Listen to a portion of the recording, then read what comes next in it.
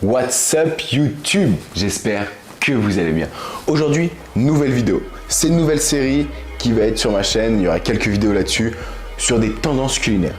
Culinaire veut dire cuisine. La deuxième partie de cette vidéo, bien sûr, ce sera de la cuisine. Vous allez voir le grand chef que je suis. Est-ce qu'on sent la douille arriver? Bien sûr, on la sent, on la sent. Non. Donc, l'objectif en fait de ces vidéos-là est de parler de tendances culinaires. Mais avant de cuisiner, on parle de quoi?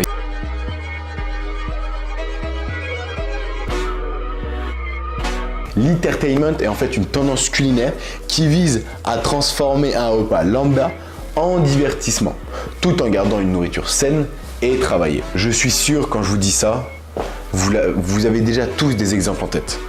Moi, le premier qui me vient à l'esprit, c'est les repas dans le noir. Il y a des restaurants un peu partout où on vient, on ne sait pas ce qu'on mange, on est plongé dans le noir et il faut juste savourer ça.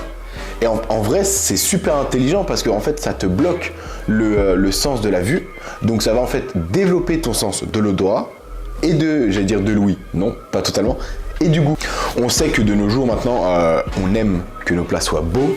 On aime que nos plats ont une petite odeur toute douce. Quand on rentre à la maison, on sent les odeurs comme ça. On sait qu'on va bien manger ce soir. Ça me l'a fait hier soir.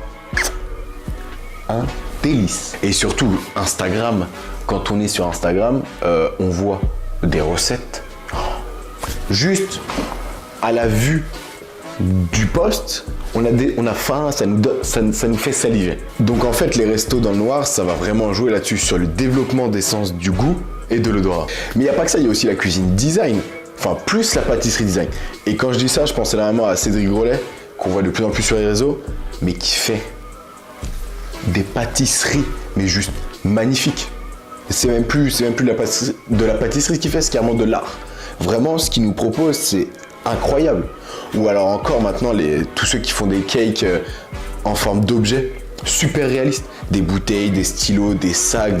Il y a d'ailleurs une vidéo YouTube qui est sortie là-dessus entre deux youtubeurs plus que populaires. Là-dessus où vraiment, ils faisaient des dingueries en pâtisserie. Et c'est juste incroyable de voir ça. Donc en fait, tout ça, ça rentre dans l'entertainment. Même nous, on va dire à notre échelle, sans aller dans un restaurant, sans acheter de la pâtisserie, on peut même nous en faire.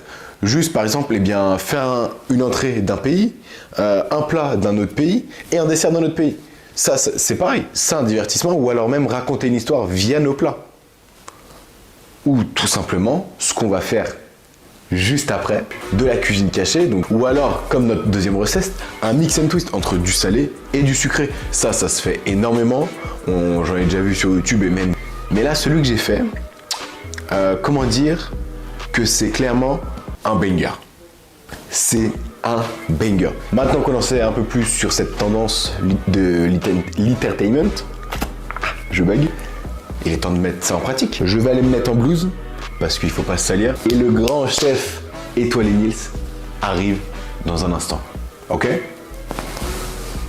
C'est parti. Messieurs, dames, enfin, nous sommes changés, nous sommes prêts. J'ai ressorti la tenue de cuisine. Et oui, on est des professionnels ici. Enfin, il va falloir le dire très, très rapidement. Je retrousse les manches et on est parti. Donc, 2 recettes. La première, un flan parmentier au petit pois, donc pour avoir la couleur vert. Et enfin, une glace avocat coco. En vrai, la deuxième recette me tente plutôt pas mal. C'est 2 recettes assez rapides à faire, qui demandent pas non plus forcément beaucoup de matériel, donc c'est plutôt cool. On va commencer par le flan parmentier. Je vous mets en accéléré le pesage de toutes ces quantités que j'ai fait avant de lancer la vidéo. Pour le flan parmentier, nous avons besoin 125 g de petits pois. Donc j'en ai pris des surgelés qu'on va faire cuire. D'accord? Il nous faut un œuf qui est bien positionné dans le bol. Et il nous faut de la crème épaisse. Et après, sel, poivre. Dans un premier temps, je vais aller faire bouillir de l'eau qui se trouve là-bas. Donc, je vais faire ça en accéléré et j'arrive tout de suite. Ah oui, et pendant qu'on fait bouillir l'eau, on met le four à préchauffer à 180 degrés. Au moins comme ça, on perd pas de temps. Donc, avant toute chose, je tiens à préciser que je ne suis pas un grand cuisinier. Loin de là, ceux qui me connaissent ont confirmation de ça. Je suis vraiment nul. Mais on s'essaye, on essaye. C'est la première vidéo de cuisine sur la chaîne. Et le but, c'est ça. Le but... Alors, ce que vous venez de voir, c'est ce qu'on appelle une coupure de courant. Eh bien, quand j'ai besoin de tourner une vidéo, il y a les coupures de courant. Donc, je coupe et je reviens. Bon, nous revoilà.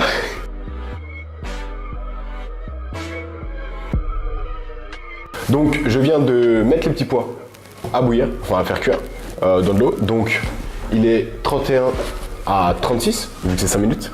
Et on se retrouve après. Bon, après 15 minutes de cut, parce que vous n'avez pas vu, mais les plombs ont sauté 3 fois. Donc, va faire cuire des petits pois avec des plombs qui sautent, ou même va faire quoi que ce soit.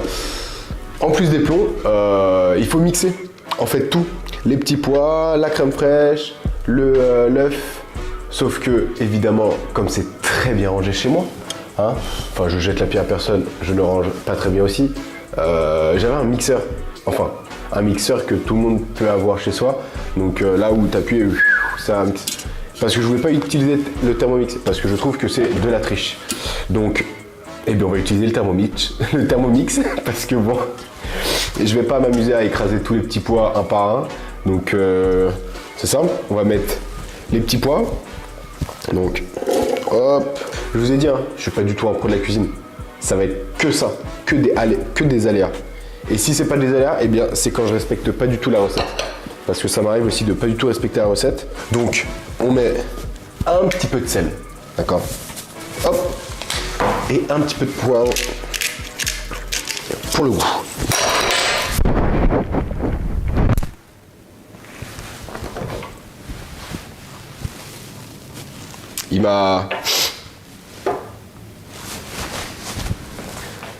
Ça m'a glissé des mains. Et du coup, je vais vous embarquer avec moi et la caméra pour le Thermomix et en même temps, on rajoutera l'œuf. C'est good pour vous? Donc bon, je vais vous prendre en mode vlog. C'est la première fois que je fais ça, de vlogger comme ça. Donc là, on voit en fait ma grosse tête. Est-ce que je peux pas dézoomer? Non, ça c'est ma grosse tête. Non. Eh bien, on ne peut pas dézoomer. Donc je vais vous tenir comme ça. Donc là, Thermomix, en espérant qu'il marche et que ça ne casse pas. Donc j'ai mélangé donc crème fraîche, sel, poivre et les petits pois. Et on va y aller petit à petit. Et du coup après je mettrai l'œuf. Donc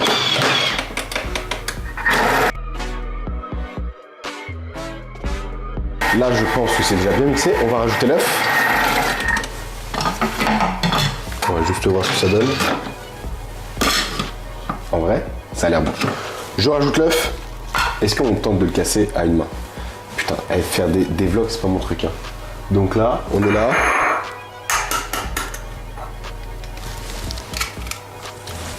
Et du premier coup et sans coquille. Allez, on remixe ça.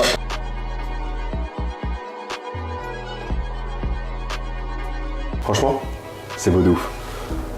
Dernière étape, c'est de mettre la préparation dans un moule et après on est bon.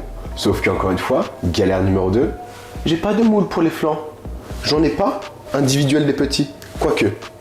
Non, je crois que j'en ai pas. Je vais chercher et je reviens. Bon, j'ai trouvé des moules. Mais ce sont des moules à cannelé.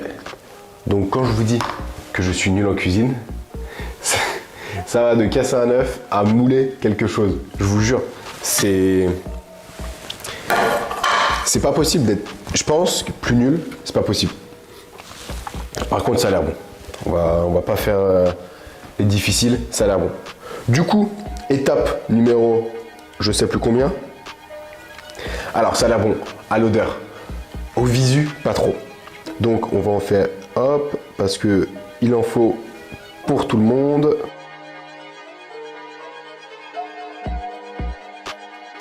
Sans en mettre partout. Maintenant, une fois que on a mis dans les moules, spécial pour les flancs, hein, je tiens à préciser, nous partons sur 30 minutes de cuisson. Donc, je les mets à cuire et pendant ces 30 minutes là, on attaque la glace. Et j'espère que ce sera plus facile, vraiment. à suivre. Bon, deuxième recette, la glace avocat, citron, coco. Donc, il faut de la crème de coco. Donc, il nous faut que je regarde 20 centilitres de crème de coco. Je n'ai pas de crème de coco, du coup, j'ai pris du lait de coco, sauf qu'il est dur, ce qui est normal, parce que ça durcit. Donc, voilà, déjà, c'est le bordel. Un citron, 2 avocats, soit du sirop d'agave, mais je préfère le miel. Et voilà. Première étape, ça va être de prendre le zeste, donc la peau du citron, en découpé. Donc moi j'ai la chance enfin d'avoir un ustensile qui va servir. Pour prendre le zeste, récupérer le jus, donc on va mélanger les deux. Messieurs dames, du coup l'étape du zeste de citron est faite. Maintenant, il faut monter donc la crème de coco, donc moi le lait de coco en neige. Je suis pas du tout sûr de ça. Honnêtement, ça va me donner ça. Du coup, bâton très rapidement.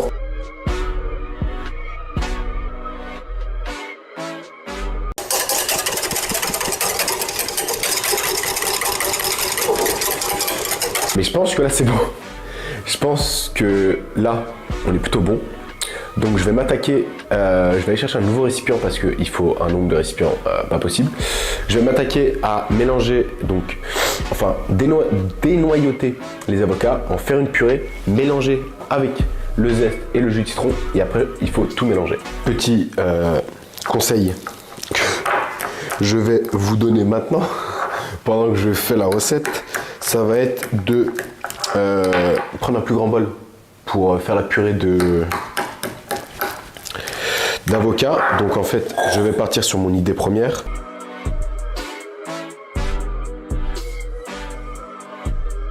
En fait, je suis en train de faire un guacamole que je vais transformer en glace en fait. Quand on y pense, c'est à peu près ça, non? Ça nous donne à peu près ça comme purée. Je sais pas si vous avez vu, mais on va essayer de le faire encore plus purée. Hop, et là on mixe.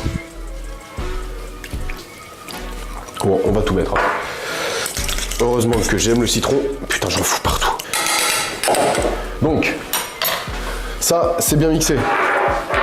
Le reste de l'avocat, on va en refaire, je pense, un guacamole, un truc comme ça, ou même sur des tartines de pain au goûter. Ou ce soir, je vais manger ça. Je vais remettre un coup pour essayer de fouetter un petit peu plus la crème de coco. Et après, bah, je mélange tout ensemble. Mais je suis pas sûr. Là, autant vous dire que je suis pas sûr. Il faudra attendre le résultat. Le chef cuisinier que je suis m'a dit « Tiens, va prendre un plus grand saladier, ce sera beaucoup plus... » Oula, ça va être beaucoup plus pratique.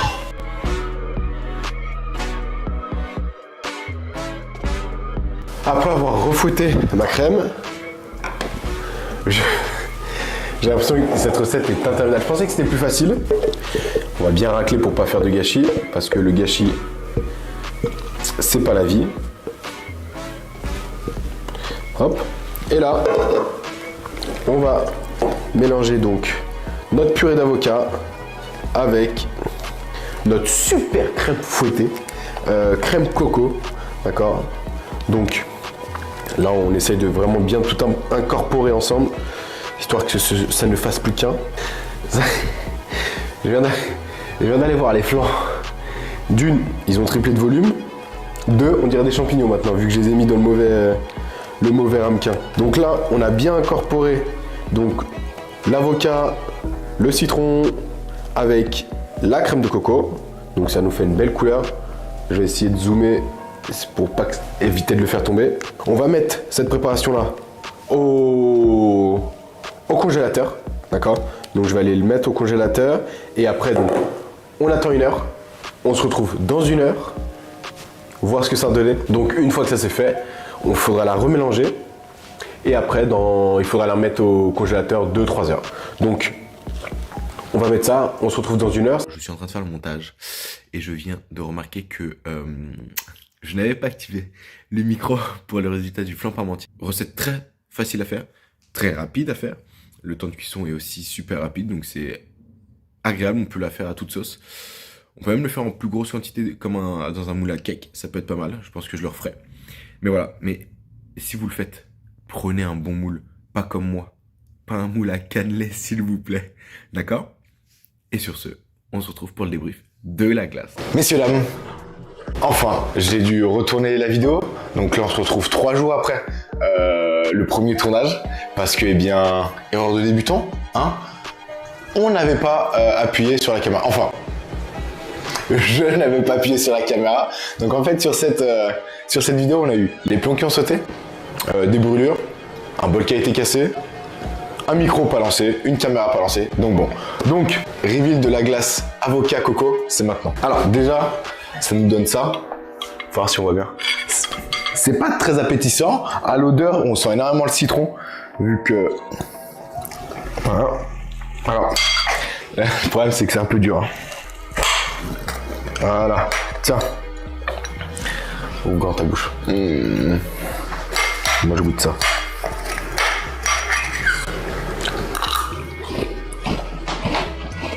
Donc on sent beaucoup plus le citron. Sur une note de 1 à 10, on la note combien en termes de goût? Un 7,5. 7,5. Bah c'est pas dégueu. Pour une personne nulle comme moi en cuisine, c'est pas dégueu. Donc je peux te libérer, je vais finir la vidéo tout seul, merci. Merci de t'avoir accueilli sur ce grand featuring de toi et moi. Allez, casse-toi.